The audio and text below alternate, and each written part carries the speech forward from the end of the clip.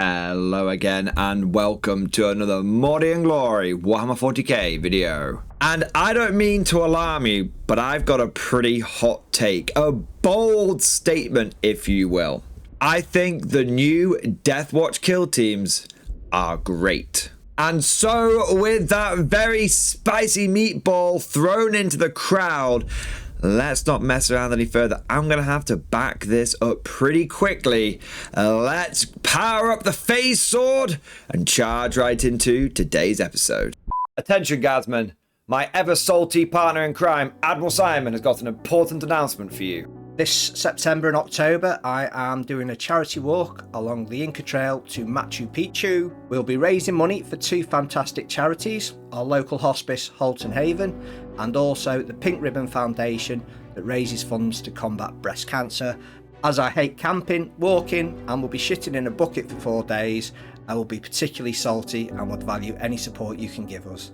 Please click the link below for our Just Giving page. Thank you very much. You heard the man, it's for a good cause, and you all know Simon from the battle reports. That's all for now. Move out, conscripts.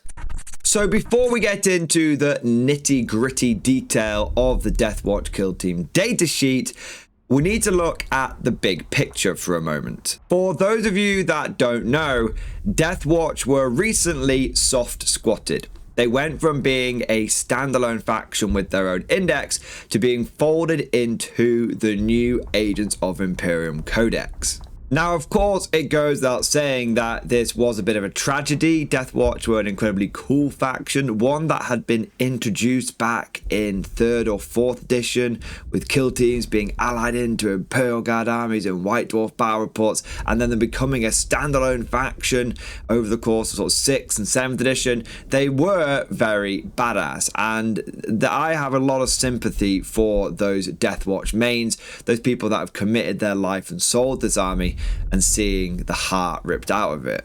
But as the old saying goes, one man's trash is another man's treasure. And whilst Deathwatch players are looking over the shattered remnants of their faction, possibly with a manly tear in their eyes, I'm looking at this whole thing like it's an all-you-can-eat buffet. Because one of the big changes, one of the big bonuses to me as an Imperial Guard player is, with the Deathwatch going into agents, I can now ally them into my army.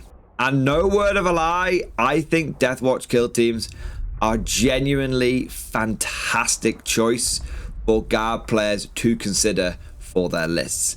They cover a lot of gaps in the Guard roster. They fill in a lot of capability for our army, and I'm looking at getting a couple of these things and a few characters to add to my Guard force ASAP. But why am I considering Deathwatch over things like Grey Knights or Sisters of Battle? What are these guys bringing to the table that some of those other elite options in the Agent's book? Well, before we get even into the datasheet and the equipment they can bring, you have the fact that you can bring a couple of these things with supporting characters and dedicated transports into your Guard army. You see, Deathwatch are a retinue unit. This means that you can have up to 2 of them in your army. You can ally 2 of them in. And you can have 2 characters to lead them. So you could have Watch Captain Artemis and maybe another Watchmaster if you wanted to, although you might not want to go that hard on it. And you can have some rhinos, some dedicated transports for them to drive around in. You can actually get quite a lot of Deathwatch into your Guard army, and you very well may want to do that. Because let's get into that datasheet now. I've been blueballing you guys long enough, and let's see what the Deathwatch are bringing to the table. Why have I got such a hard-on for these guys? On the surface, they have a very marine profile. 6-inch move, toughness 4, 3+ save, 2 wounds, leadership 6, and OC 2. You can take the squad as 1 Watch Sergeant and between 4 to 9 Deathwatch veterans. So essentially, you can either have 5 or 10 guys in this unit, and every single guy comes with a bolt gun, which is not much to write home about, and a power weapon, which is kind of spicy. That's a lot of power sword attacks, and don't forget these marine power swords, so This is not like normal guard power swords where we're hitting on 4s and we're strength 4. We're hitting on 3s and we are going to be strength 5. But honestly, it's not the bolt guns and the power weapon loadouts which is tickling my fancy. When you look at the war gear options for the Deathwatch, you have a lot to choose from. You can take squads loaded up with range weapons like frag cannons and Infernus heavy bolters. You can have stalker pattern bolt guns. There's a lot of shooting that you can add into this army. But I don't think that's the way you want to go with them if you're running guard. You might want to, but my instinct is you go down a very, very different path and you use Deathwatch to cover one of the biggest weaknesses of the guard, which is melee combat. Now, don't get me wrong. The guard does have a few melee options. Colonel Ironhand Strachan is a one-man army. He is a beast, and you can, if you really, really lean into it, get some crazy melee guard infantry builds, but they're pretty niche, pretty specialist, and as with a lot of skew armies, they're kind of like a glass hammer. They're really good until suddenly someone could just deal with it, and then they completely fall apart. You can also take things like Bulgrin, but Bulgrin tend to be something that takes a punch, and the ability for them to deliver a punch is a bit of an afterthought, and that really comes down to the fact that a lot of their weapons are like AP-1, which in this world where everyone and their mum has got some kind of AP reduction like Armor of Contempt, or everyone's running around with 2-up saves, it's not really enough. But Deathwatch, they can hand out the beatings no problem whatsoever. Because in their war gear options, for every 5 models in this unit, up to 2 models can each have their bolt gun and power weapon replaced with a power weapon and Astartes shield. And the Astartes shield gives you a 4+ invulnerable save, making them pretty tough. You can also have, for every 5 models in this unit, 2 models equipped with a Deathwatch Thunderhammer, and this ain't like your regular Thunderhammer. It's hitting at strength 10, AP-2 and damage 3. And on top of that, you can have your Watch Sergeant equipped with a Xenophase Blade, which is a power weapon that does devastating wounds, and you can have one guy equipped with the Black Shield Blades, which is basically power weapons but with twin linked. And so if you add all of that up in a 10-man Deathwatch unit, you can have 4 models with power weapons and a 4+ invulnerable save, 4 models with the Deathwatch Thunderhammers, and you can have one guy with a Xenophase Blade and one guy with a twin linked power weapon. If you add all of that up, it is 20 strength 5 AP-2 damage 1 attacks, some of which are dev wounds, some of which are twin linked, and an additional 12 strength 10 AP-2 damage 3 attacks. You've got the volume and you have got the damage. You've got the punch and the power, and all of those Deathwatch Thunderhammer attacks, all those damage 3 attacks, sure, they're only hitting on a 4+, but they have dev wounds as well. So even if someone's got an invulnerable save, which can be a real pain in the ass, or if someone is just naturally got like a high armor save value and that 50-50 swing on a 4-up save, you know, can sometimes really screw you over on those charges and those assaults, right? Well, if you've got enough dev wounds that you're throwing around, you're probably going to be slipping plenty of wounds past their saves, and they better have a feel no pain or they're going to be in a world of hurt. What's even better is all of these melee attacks benefit from the death to the alien ability of the Deathwatch kill team. Each time this model makes an attack, it can re-roll a hit roll of 1. If your attack is targeting something that is not Imperium or Chaos, you can re-roll the hit roll. Now, obviously, that latter part is pretty niche. It's going to come up because, you know, Necrons are super popular on the tournament scene. So it's going to come up at least once or twice every tournament that you go to, every GT that you go to. But even if you're just benefiting from reroll 1s, that's great.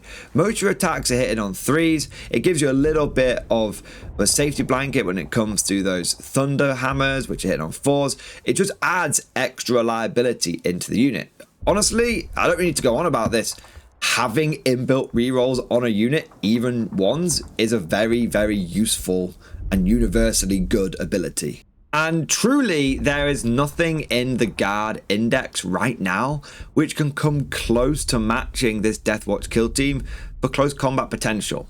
I mean, look at Bulgrin. That's like our best premier combat unit. Even a max squad of 6 only has 24 attacks. And yeah, they're hitting on 3s, but so's most of the Deathwatch. And then it's only AP -1. Have you ever seen Bulgrin trying to get into combat with Terminator or Terminator equivalent? It's embarrassing. They just sit there doing no damage and getting absolutely twatted in return. Sure, it might take those Terminators 2 or 3 battle rounds of combat to chew through them. Not battle rounds of combat, turns of combat, I should say. Maybe a battle round and a half. But those Terminators, those Custodies, they win that fight every single time. All Bulgrin do is act as a brick wall, and that's a very useful capability, don't get me wrong. But sometimes, when you are playing a game of 40k, in fact, I would argue often when you are playing a game of 40k, you need to storm an enemy objective. And the advantage of being able to do that in combat versus shooting is massive. It's one of the often understated benefits or often missed benefits of Assault Army. If I shoot you off an objective, which is a very common thing for Guard players to do, then I have denied you some primary points. It's going to come around to your next command phase and you're not going to be on that objective anymore. Okay, fine, I've denied you a few primary, maybe denied you 5 primary. That could be a pretty good deal. But if I take that objective off you in combat, then what's happened is I've destroyed your unit, I've taken you off the objective, but now I've got one of my own units on there. And so if you don't deal with my unit, then I'm going to get primary. So it's a double doozy. And even if you do take my unit off the objective, well, that's now you reacting to me. And it's an important part of competitive play, forcing your opponent to be reactive rather than proactive. So let's just bring this all together for a moment, because I've been throwing a lot of shit at the wall. Deathwatch are a fantastic unit for the Imperial Guard because they give you an elite unit which has good force concentration, which can both take a punch thanks to them having easy access to invulnerable saves, and can deliver a punch unlike any other Guard unit. This unlocks loads of potential surrounding primary objectives and even leaning into secondaries. So the big question is now, how much should we lean into the Deathwatch? Because at an absolute minimum, you could include 5 Deathwatch in your army, and at the complete top end, you could take 2 characters, 20 Deathwatch, and 2 Rhinos for them to drive around in. For the majority of Guard players, I don't think you could go wrong with including a 10-man Deathwatch kill team loaded up to the 9s with close combat weapons. And how you would use that unit is you would have them as a second line force. Use them to counterattack. So you're going to be pushing forward with your chimeras and with your big blobs of infantry onto the objectives. And inevitably, someone is going to throw a big gnarly combat unit your way to just cleave through your initial screen. I think the Deathwatch have a good place on the second line, where when that big horrible unit comes in, you can counterpunch them.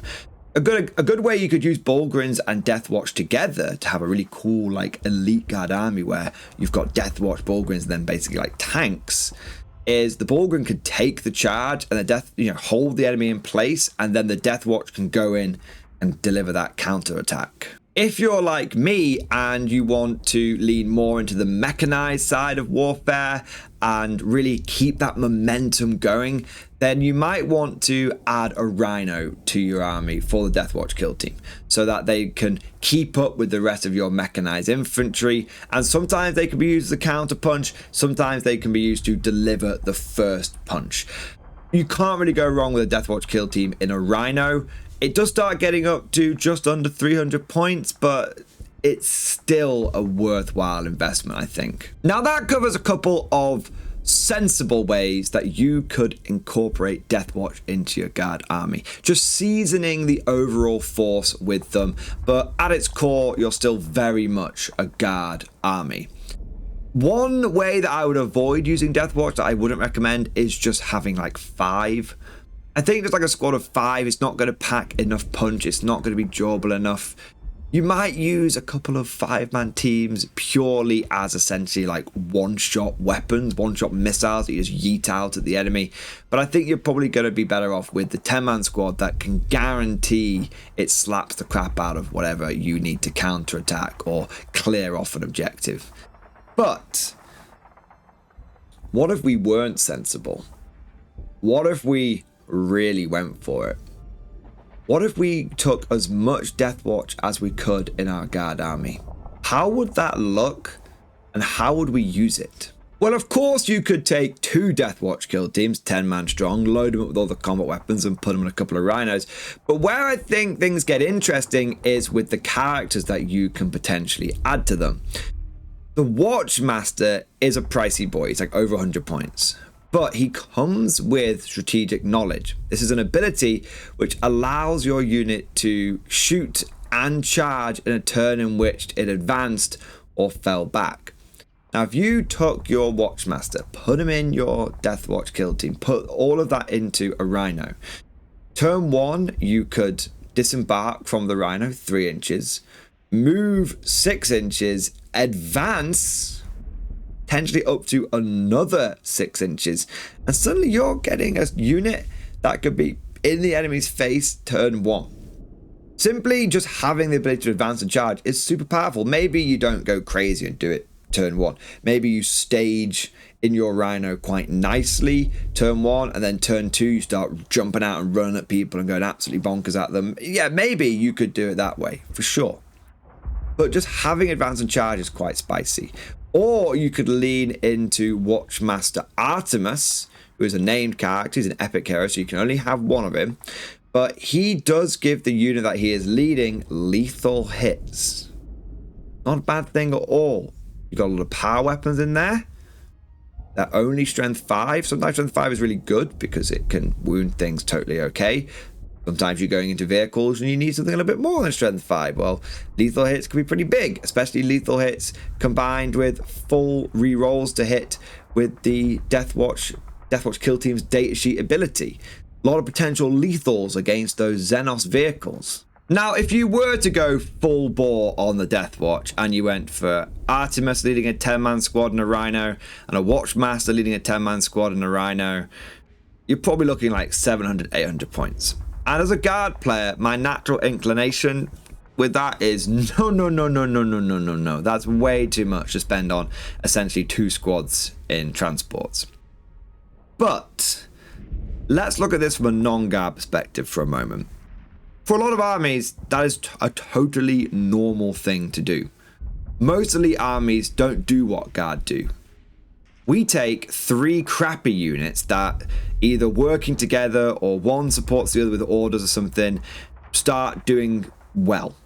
But most elite armies will take 1 unit, add a character to it, add something else to it, and the concoction, the combination is you have one drop, one thing you deploy on the battlefield, but that one thing packs a hell of a punch.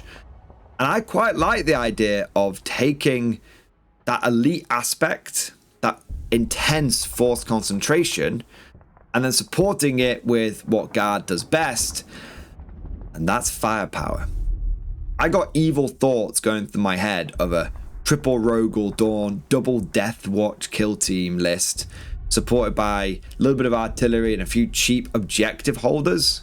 It's small, it's compact, it's got a hell of a lot of firepower, it's durable as all hell, and it can shoot, and it can chop, and it can do secondaries, and it can do indirect fire. It does a little bit of everything, and it's not this huge horde of models that you're having to pilot and manage throughout the game, which can be very important in a tournament setting when timings and chess clocks can be involved. Another way you could look at this is you take these expensive units, but then you offset that cost by taking lots of other cheap things. Rather than going down triple Rogel Dawn and going as elite as possible, maybe you take a couple of Deathwatch kill teams and you support that with 3 Lemurus Vanquishers and cheap scouting infantry inside Chimeras and Tauroxes. What you end up with is this army that somehow is still fielding like 10, 11, 12, 13 vehicles and still fielding like 40, 50, 60 infantry, but it's got inside it this intense quality which is surrounded by a lot of quantity that gives you all the tools in the toolbox. You need a cheap unit for doing secondaries, you got it. You need something that can sacrifice and go out there and do extend battle lines knowing it's going to die, you got it. And do you need to absolutely cut the heart out of your opponent's army? Is something like a Demon Primarch charging down at you? Well, you've got some tools in that toolbox to deal with that thing as well. And really, I think that's the main point, the main conclusion that we've come to with these Deathwatch kill teams, this whole analysis and deep dive, which is it's more tools in the toolbox.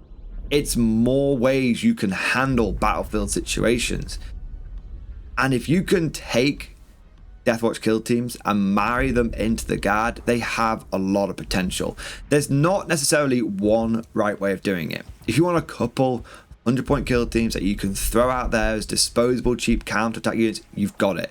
If you want to go full bore on it and essentially have a Deathwatch army supported by Guard, you can do that as well. And both playstyles will be valid as long as you've got a good game plan for these kill teams. I think they can be very, very potent. But of course, all of this is just like my opinion, man. Let me know what you think down in the comment section below. Am I getting overhyped for what is essentially a 10-man Marine squad?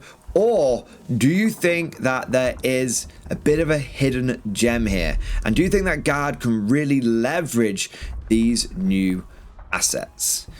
If you enjoyed today's video, don't forget to smash that like button and also subscribe to never miss an episode. Would you like to know more? If so, then please consider becoming a channel member or patron. By supporting the channel, not only will you be doing your part, but you'll also be helping me create more content for your viewing pleasure and unlocking a whole host of perks. You get everything from a badge next to your name, custom emojis, but the big one is access to the Mordian Glory Discord server, an online community with almost 2,500 active members. It's always popping off in the MG Discord. We've got channels for army lists, hobbying, tactics, stories, and even a pretty spicy meme section as well. For all you greenhorns that wanted to see the Mordian glory hole, today is your lucky day.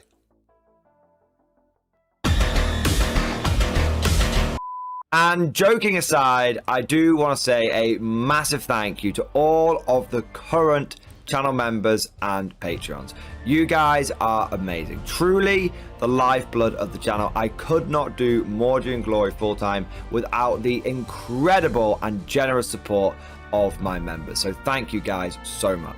And last but certainly not least, I want to say a personal thank you to all of my top tier Patreons. These are the War Masters, the people who have truly gone above and beyond the call of duty. So a heartfelt thank you to Alex Dengal, Bonbon Vert, Lord Pryor, Mark Panconi, RJ Scorpion, Swordfish Trombone, Try Again Bragg, John Stubbs, Nick Walsh, Diesel Fox, and August Barney. Seriously guys, thank you from the bottom of my heart. Your support is incredible and it makes a huge difference. Thank you so much.